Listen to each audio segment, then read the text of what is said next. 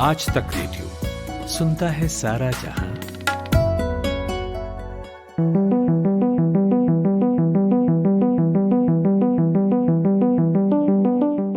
ग्रामीण अर्थव्यवस्था, इसकी बात तो हमेशा होती रही है, लेकिन कोरोना वायरस का जो असर भारत सहित दुनिया की इकोनॉमी पर हुआ है, उसके बाद बहुत जोर शोर से गांवों को और अधिक आत्मनिर्भर बनाने की बात होने लगी।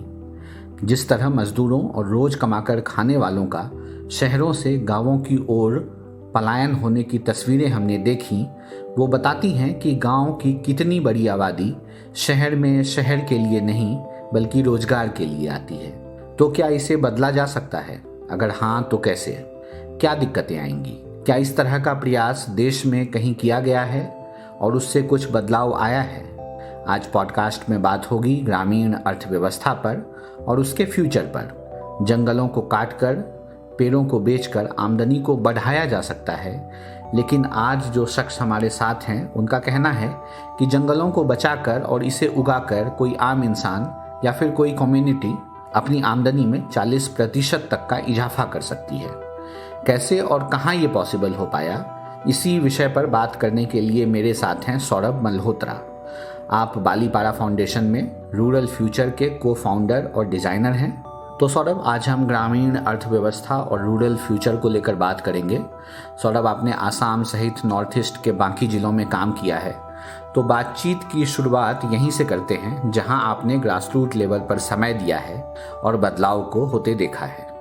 ये इंडिया का जो नॉर्थ ईस्ट रीजन है, मतलब हम मेनलैंड इंडिया में सब लोग इंडिया के नॉर्थ ईस्ट रीजन के बारे में सोचते हैं कि काजीरंगा है, काजीरंगा में राइनोज है, यहाँ मेघालय है, मेघालय में चेरापूंजी है, the wettest place on earth, और आसाम से चाय आती है। लेकिन नॉर्थ ईस्ट में लोग घूमे बहुत कम है और नॉर्थ ईस्ट के बारे में लोगों को जानकारी भी बहुत कम है। इंडिया का जो नॉर्थ ईस्ट रीजन है, इसमें ओवर 200 इंडिजिनस ट्राइब्स हैं, 8 स्टेट्स हैं इंक्लूडिंग सिक्किम। लैंग्वेज डाइवर्सिटी है within the states on over 250 different languages हैं। और इसके ऊपर अभी तक भी हम इंडिया के सबसे हाईएस्ट फॉरेस्ट कवर इसी एरिया में है। और एक इंटरेस्टिंग चीज है जो इस एरिया के बारे में कि एक मतलब ग्लोबल बायोडाइवर्सिटी हॉटस्पॉट में पड़ता है, और ये हॉटस्पॉट का नाम है ईस्टर्न हिमालयन बायोडाइवर्सिटी हॉटस्पॉट, जो नेपाल के बीच से और बांग्लादेश तक जाता है और पूरे इंडिया के नॉर्थ ईस्ट जोन को कवर करता है। इस बायोडाइवर्सिटी जोन में सम ऑफ द लार्जेस्ट मैमल्स हैं, जैसे एलिफेंट्स है, राइनोज है, बंगाल टाइगर है, एंड इनक्रेडिबल बायोडाइवर्सिटी है, बर्ड्स है, एंड बहुत रेयर और एंडेंजर्ड स्पीसीज। और ये रेयर और एंडेंजर्ड स्पीसीज रहते हैं फॉरेस्ट में, जहां इंडिजिनस कम्युनिटीज भी रहते हैं। और पिछले 100 सालों से क्या हो रहा है कि ये जो फॉरेस्ट का कवर है, ये फॉरेस्ट का कवर कम हो रहा है और भी कम हो रहा है। और इसका रीजन है डेवलपमेंट। हमको रोड्स बनानी है, हमको इंडस्ट्रीज सेटअप करनी है, तो हमको फॉरेस्ट क्लियर करके फॉरेस्ट का लैंड हम यूज करते हैं। इस रीजन की वजह से क्या प्रॉब्लम्स हो रही हैं कि हमारी जो इंडिजिनस कम्युनिटीज है ऋतुराज जी, ये इंडिजिनस कम्युनिटीज रहती है फ्रंट लाइन में, क्लाइमेट चेंज के फ्रंट लाइन में। और बिकॉज वो लोग मतलब इतने फॉरेस्ट के करीब रहते हैं, जो क्लाइमेट चेंज के जो डैमेजेस हैं और जो चैलेंजेस हैं, फ्लड्स होते हैं, ड्राउट्स होते हैं, सॉइल फर्टिलिटी कम हो जाती है, बारिश का पैटर्न अलग हो जाता है, इसके वजह से इंडिजिनस कम्युनिटीज की चैलेंजेस बहुत बढ़ जाती है और लाइवलीहुड सोर्सेस कम जाते हैं।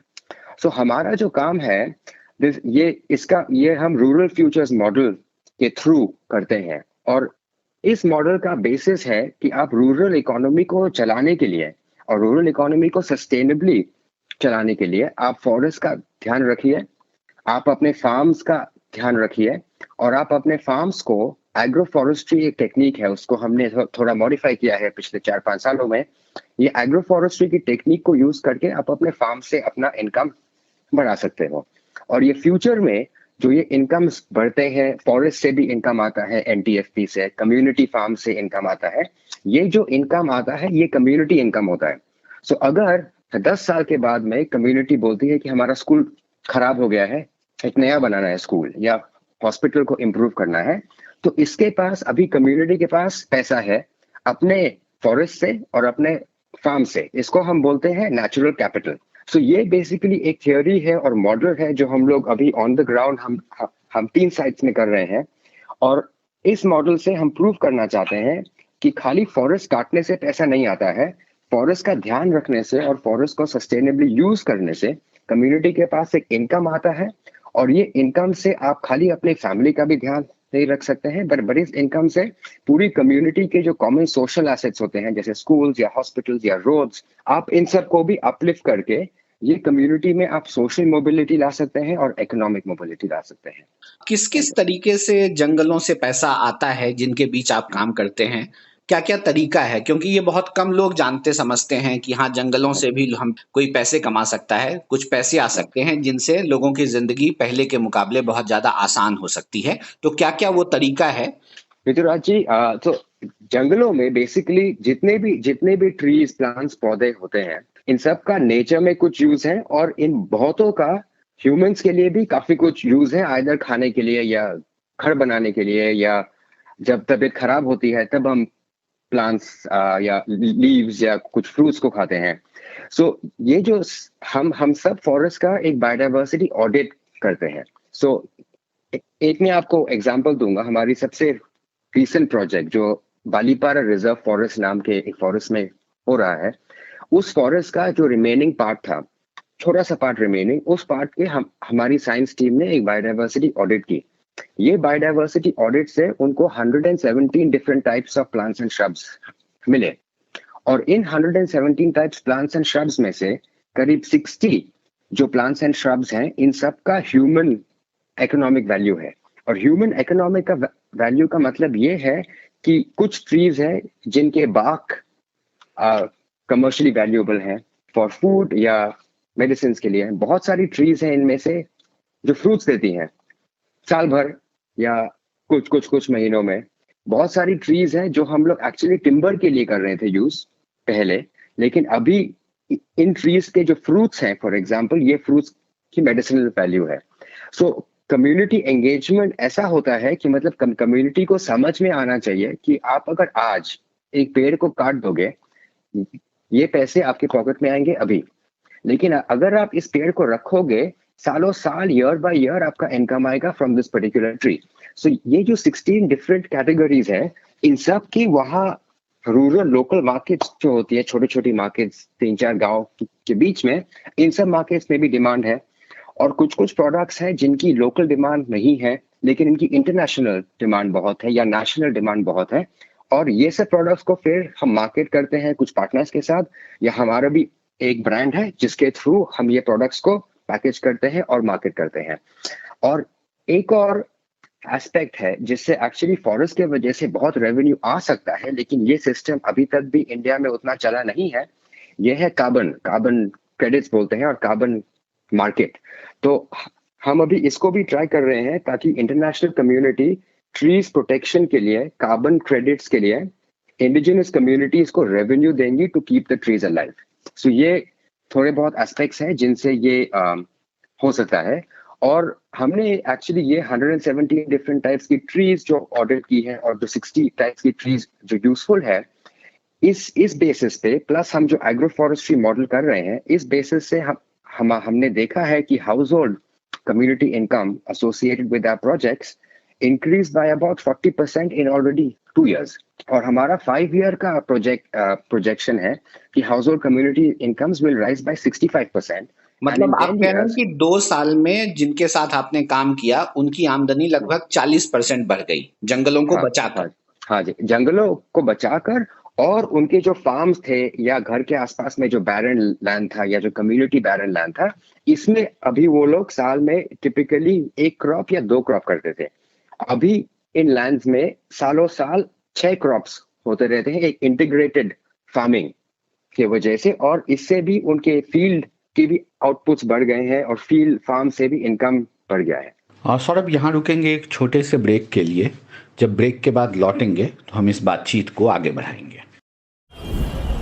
सुबह सुबह ऐसा लगता है कि सबकी गाड़ी छूट रही है, लेकिन न्यूज भी तो मिस हो रही है। स्कूल, कॉलेज या ऑफिस की पूरी तैयारी तो हो जाती है, मगर देश दुनिया की अपडेट्स ले पाते हैं क्या?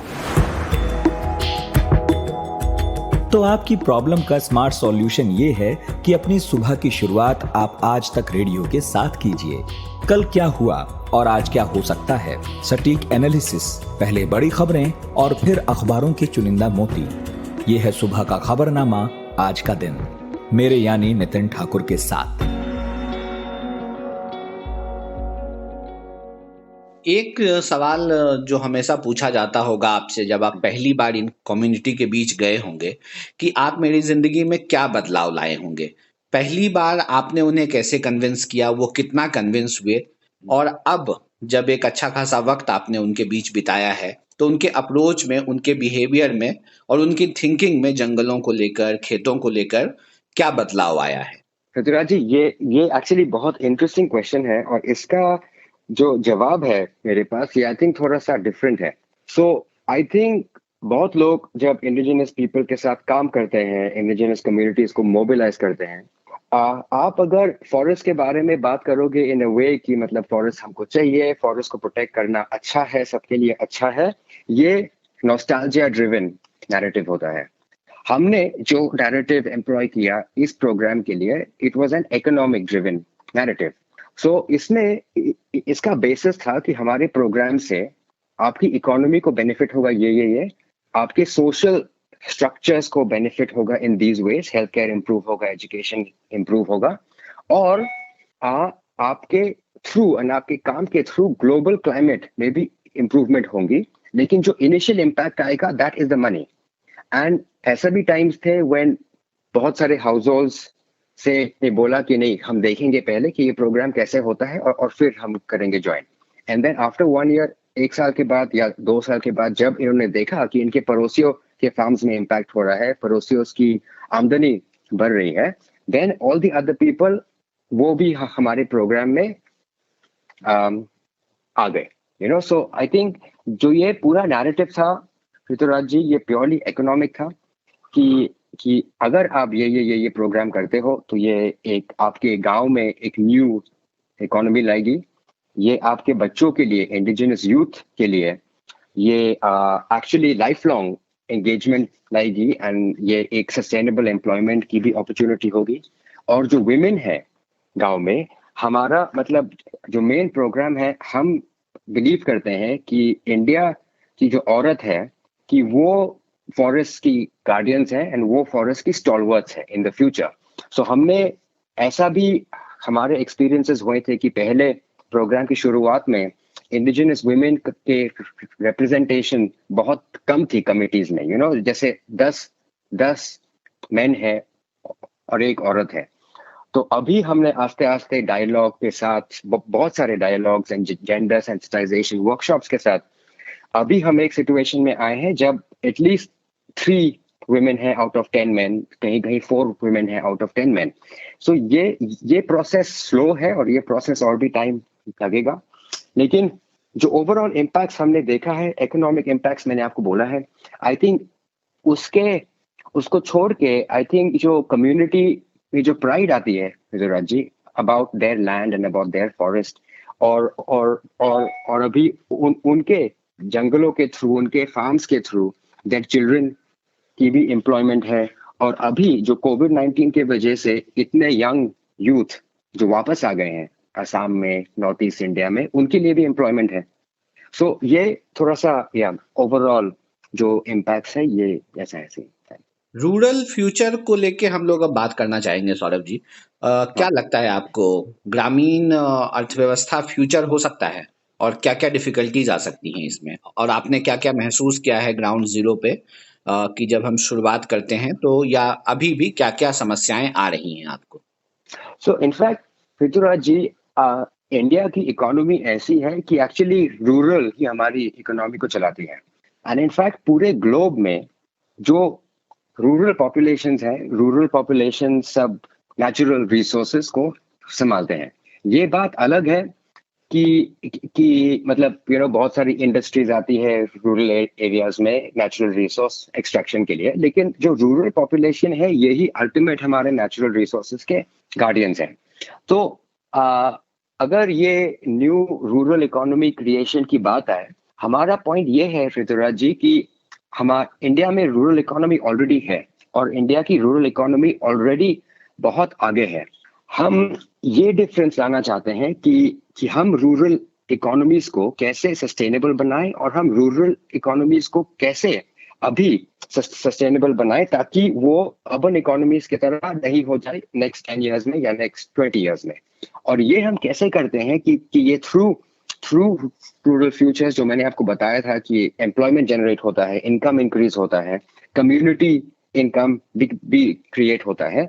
इन सब से हमारा 10 साल का विजन है कि ये गांव में कम्युनिटीज अपने लिए हॉस्पिटल बनाएंगी, स्कूल बनाएंगी और उनको जो भी चाहिए स्टेडियम बनाएंगी, ऑल ऑफ दैट। सो और जब ये सब होगा तब कम्युनिटी के जो यूथ है उनका ड्राइव जो होती है सिटीज में जाने के लिए, बॉम्बे जाने के लिए, दिल्ली जाने के लिए, ये ड्राइव कम हो जाएगी।